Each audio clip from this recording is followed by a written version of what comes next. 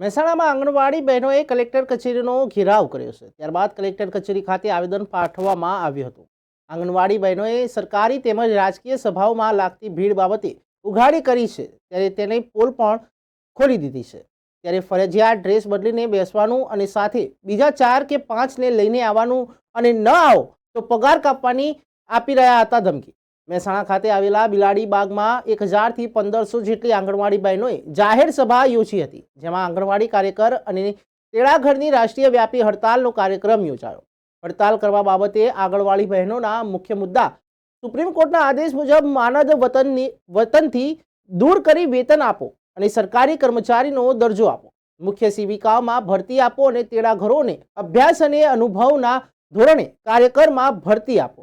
ભરતીમાં વય મર્યાદા બિલકુલ નાબૂદ કરો. ગેસ સિલિન્ડરના નાણાં બિલ પ્રમાણે ભાડા સાથે ચૂકવો. ત્યારે સ્થળ બદલીનો લાભ આપો. રેશનિંગની દુકાન ઉપર આવતો જથ્થો સીધો આંગણવાડી કેન્દ્ર ઉપર મોકલો, જે પહેલા કેન્દ્ર ઉપર જ આવતો હતો. અમારે આંગણવાડીવાળી બહેનોને દરેક બહેનોને છે ને અહીંયા મહેસાણા જિલ્લાની અંદર બહેનોએ સ્ટે મૂકેલો છે. તો એ ક્યારનું સિન્યોરિટી કેટલી બહેનોની સિન્યોરિટીનું અટક્યું છે કે પ્રમોશન માટે અમારા જેવા પણ કેટલા લાભ લેવાના વંચિત રહી ગયેલા છે. તો એના માટેની માગણી કરીશું. અમે કલેક્ટર સાહેબને એ વાત કરેલી છે. બીજું કે જ્યારે ત્યારે MMYનો જે સ્ટોક આવે છે, તો એક વખતે આજે તુવેરની દાળ આવી હોય તો બીજી વખતે થોડા અઠવાડિયા 15 દિવસ પછી પાછું તેલ આવે, પછી ચણા આવે, એવી એકી સાથે વસ્તુ આવતી નથી. એના લીધે અમારે અવર જવર માટેનો જે અલગ અલગ ભાડા થતા હોય છે, એ ભાડા અમને ચૂકવવામાં આવતા નથી.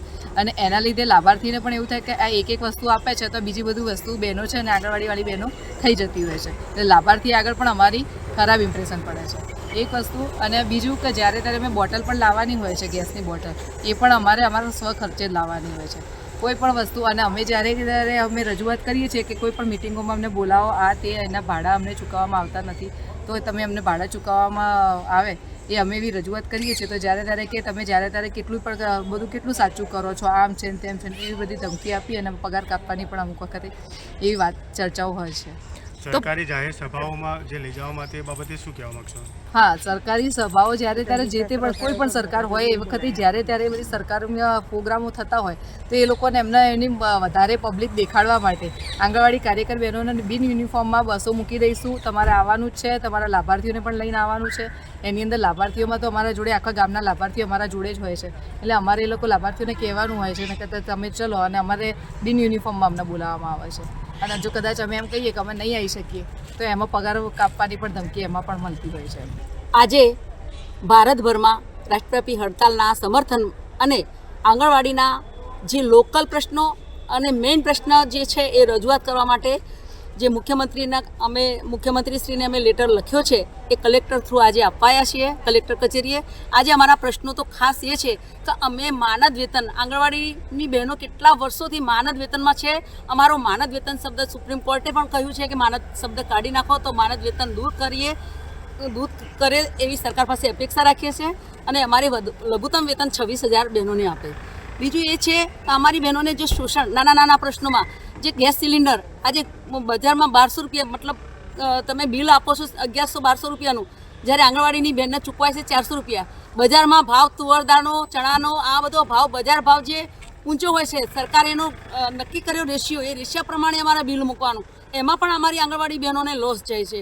તમામ પ્રકારે આંગણવાડીની બહેનો શોષણમાં એટલી બધી શોષણ છે કે એમના 10,000માંથી રિયલી ખર્ચો બધો બહાર કરીએ, ગેસ સિલિન્ડર લાવવાનો, એના ભાડાનો, રેશનિંગની દુકાનમાંથી સામાન લાવવાનો, આ જો બધું ગણતરી મૂકીએ તો આંગણવાડીની બહેનોના 5,000 રૂપિયાથી 4,000 થી 5,000 રૂપિયા ખાલી ખર્ચા પેટી નીકળી જાય 10,000માંથી. બીજું કે સરકારી પ્રોગ્રામ થતા હોય, જ્યારે પણ સરકારી પ્રોગ્રામ થતા હોય ત્યારે માત્ર ને માત્ર આંગણવાડીની બહેનોને બિન ડ્રેસમાં બોલાવવામાં આવે. જો આવો બિન ડ્રેસમાં બોલાવી અને જનતા તરીકે બહેનોનો ઉપયોગ કરવો એ ગેરવ્યાજબી છે.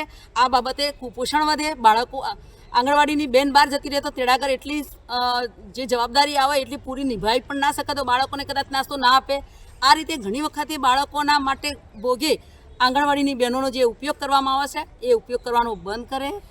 અને જ્યારે પણ વધારાની કામગીરી જેવી કે કોઈ પણ સર્વે કરવાનું હોય, શૌચાલયના સર્વે આંગણવાડીની વર્કરો પાસે કરાયેલા છે. એટલે ઘણા બધા એવા સર્વે, ઘણી બધી એવી વધારાની કામગીરી છે એ આંગણવાડી વર્કરને તરત થોપી દેવાના. કોઈ એનજીઓ આવ્યા તોય આંગણવાડી વર્કરને થોપી દેતા હોય. તો આંગણવાડીનો ICDS સિવાયની કોઈ કામગીરી ના આપે તો બાળકનું પોષણ અને શિક્ષણ સારું રહે એવી હું સરકારશ્રીને વિનંતી કરું છું.